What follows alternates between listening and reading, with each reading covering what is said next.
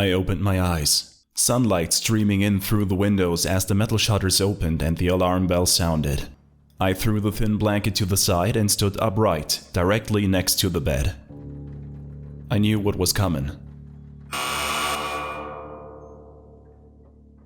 A low hum began to emanate through the room, and those that were woken up by the second alarm quickly scrambled to get up. Some weren't fast enough, however, as the hum grew louder and the metal anklets we all wore were magnetically pulled onto the marching line. Those unprepared were forcefully dragged from their beds, their legs going out in odd angles, and muffled cries of pain could be heard throughout the bunk room. A third alarm sounded and the marching line moved forward, leading us all from the room. The line pulled us down the metal halls and finally into a bright room covered in tile, the floor lined with drains. Some tiles shifted as mechanical arms, hoses, and heated air vents pulled themselves out of the walls. Each of us in the line were hosed down in soap and cold water that froze the tips of our hands and bare feet. Then, air from the vents blasted us with a heat wave to dry us and nearly cook us alive. If you weren't awake yet, then you certainly are now. One boy, who couldn't be more than 17, had his leg broken by the forceful ejection from his bed and the fall to the floor. He was removed from the line by a set of mechanical arms that dragged him away as he cried out in pain. The rest of us just continued to walk forward. Once our bodies and the single permanently affixed garment we all wore was clean and dried, we began to walk into the assignment office. Each of us was given a job for that day, and our magnetic anklets would drag us off to our destination, no matter how far the walk might be. If you got lucky, you might be working a desk job, mindlessly punching numbers into advanced economic calculations and double-checking the work of the automated systems. No breaks could be taken, but at least you got to sit all day. If you were unlucky, you might be forced to walk all the way out of town and into the quarry, where you would swing a hammer to chisel away at stone all day in the rain, sun, or storm. Most days I was forced into one of the many retail centers around the city, stocking shelves, cleaning floors, dispensing foodstuff to the masses. Yes, automated systems existed to perform these jobs and many others, but for us, this was our punishment. Our just reward for crimes we may have committed. The system doesn't discriminate between murder and petty theft. You served your time to society until you could be released back into it. Well, that's the lie we told ourselves. Unfortunately, one day, my time in the mines came due. It had rained for 6 days solid with no sign of letting up. Once the flat walls around the mine had been put up, they sent us back down to keep digging even deeper. So, that's exactly what we did. Almost 7 hours in and the rain had picked up severely. Before we knew what was happening, the flat walls had collapsed and the water poured into the mine. The pump system was overloaded almost instantly and water filled the lower tunnels. I had found an air pocket but was otherwise trapped miles underground, with no hope. The breathable air ran out fast in this small place, my vision going blurry as the edges of my consciousness began to fade. I closed my eyes and embraced darkness. Free. At last.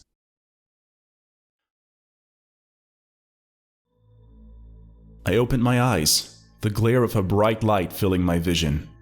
I squinted, throwing my arm up to shield my eyes from the onslaught, the bulky suit making the movement sluggish. The sentry drone in front of me flashed an idleness warning and the collar around my neck beeped twice. I knew a warning when I heard one. The drone puffed away using its compressed air jets and I lifted my large industrial drill and began digging away at the rock. The spacesuit was difficult to maneuver in, making the job of angling and applying pressure to the drill that much harder. As the massive machine spun to life, I could feel it biting into the stone of the asteroid and pulling the materials free. I was breathing hard even though everything was weightless here in space. Space? Hadn't I just been underground? No. That couldn't be right.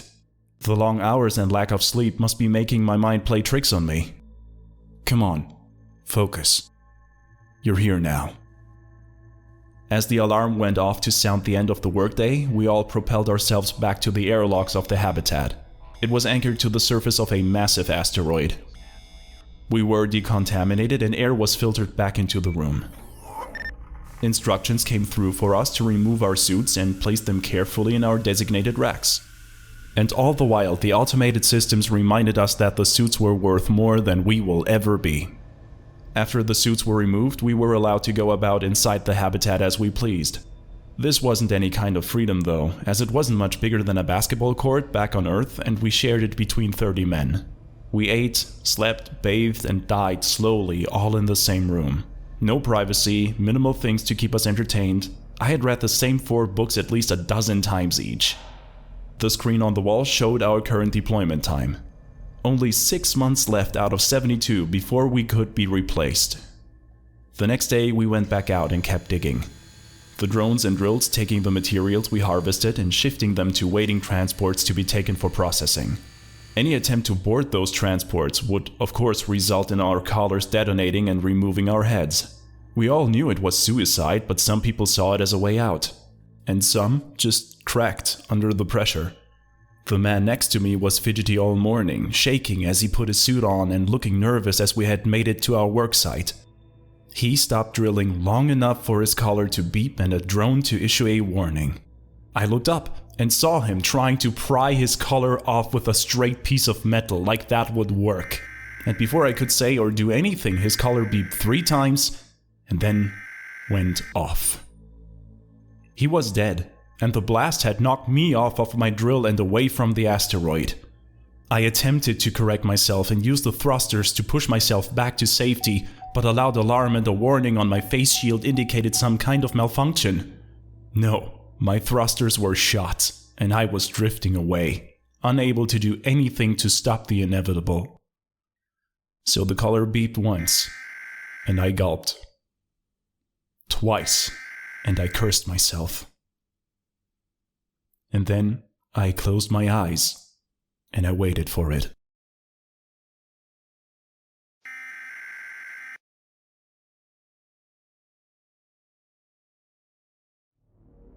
I opened my eyes, darkness consuming my vision.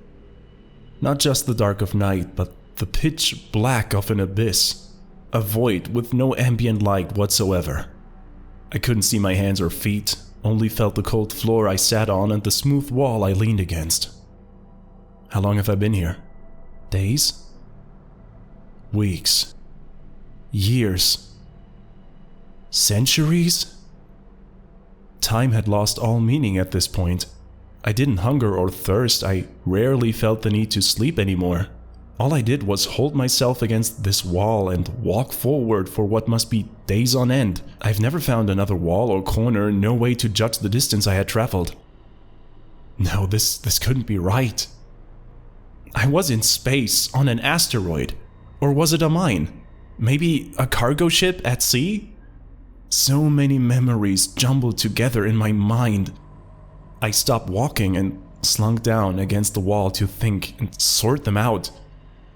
There had been a plantation, growing crops for market, a great stone monument that we hauled the stones for by hand while men whipped us, a machine that had removed all my limbs and organs for others who deserved them. If I hadn't anything in my stomach, I'm sure I would have emptied it all at that memory, but what does it all mean? Where am I? Who am I? I have so many memories, but the one that tells me who I am is vacant. Why? I pried into the darkness again. I picked myself up and continued to walk, the memories slowly trickling in. Boats, mines, fields, offices, space, battlegrounds, arenas. I had been in them all and struggled to survive each and every time. Each and every time I died and found myself in a new form of hell, a new form of punishment. What had I done that made me deserving of this? No human deserved whatever I was being put through. Did they? And then a faint light ripped me out of my thoughts. It shone right ahead. I blinked, thinking it was only my imagination, but it did not go away. A feeling of hope swelled in my heart, and I began to walk faster, faster, eventually breaking into jog, then a run, finally a full sprint towards this pinprick of light. As I got closer, I could remember them all. Every life I had lived, every pain and punishment dealt over and over again. I started to cry with the hope of finally being free from this torture. The light grew in size until it was a great screen before me, and a man's face looked out into my void and cleared his throat. In the year 2047, a technology was developed that could map and copy the human mind. In 2048, those human copies were successfully uploaded into both mechanical surrogate bodies and virtual databases. Just 2 years later, the technology would be used to prolong the life of terminally ill patients and people who had lost the use of the majority of their bodies. It was also implemented in prison systems to not only reduce the space that people would take up in physical prisons, but also to handle the many cases of people with multiple life sentences. The minds of these prisoners would be uploaded into vast virtual colonies to perform simulated labor and assigned tasks in virtual space, even sometimes being used to work simulated jobs in the other virtual colonies that regular people had been uploaded into. In total, over 13 trillion prisoners from across the solar system have been processed this way since the technology's inception. In the year 2129, the People's Church of the Every Saint rose to power and staged a rebellion across the system.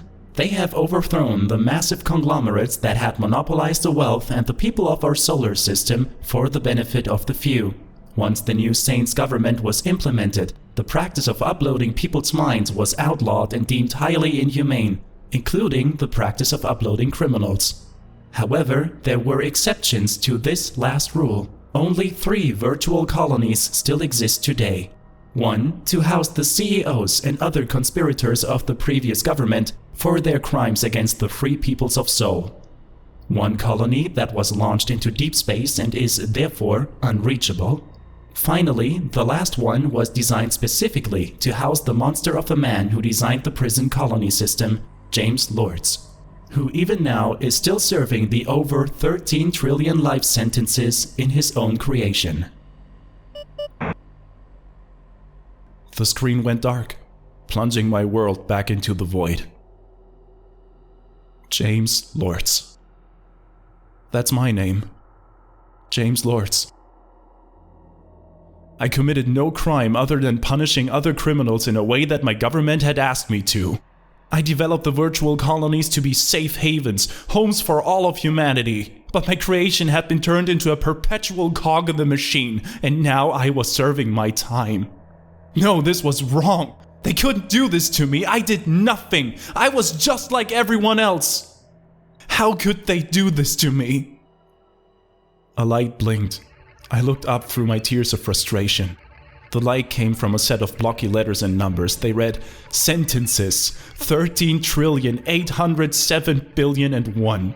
Sentences served, 2,000,000,009. The numbers and words blinked out of existence and the tears began to fall again. How? How could a man be treated like this?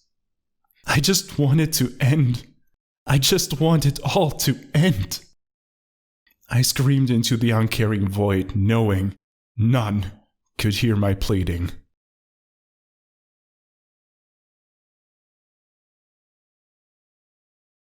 I opened my eyes.